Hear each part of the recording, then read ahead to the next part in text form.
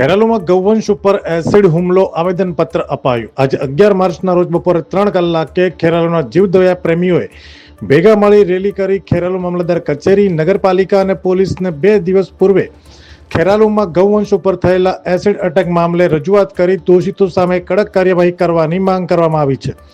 2 દિવસ પહેલા રાતના સમયે જીવદયા ગ્રુપને કોલ મળ્યો હતો કે 3 ગાય અને અન્ય એક પશુ એસિડ નાખવામાં આવ્યું છે, જેથી ટીમ તરત પહોંચી હતી અને ગૌવંશને સારવાર આપી હતી।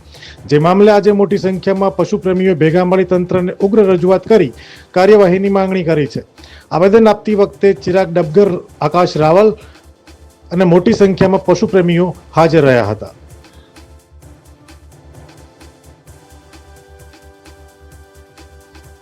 અમે તમને આપીશું પળેપળના સમાચાર। જો તમે અમારા નિર્ભય માર્ગ ન્યૂઝ ચેનલને સબસ્ક્રાઇબ કર્યું નથી તો અત્યારે જ નીચે આપેલા આઇકોન બટન પર ક્લિક કરીને સબસ્ક્રાઇબ કરો અને શેર કરવાનું ભૂલશો નહીં।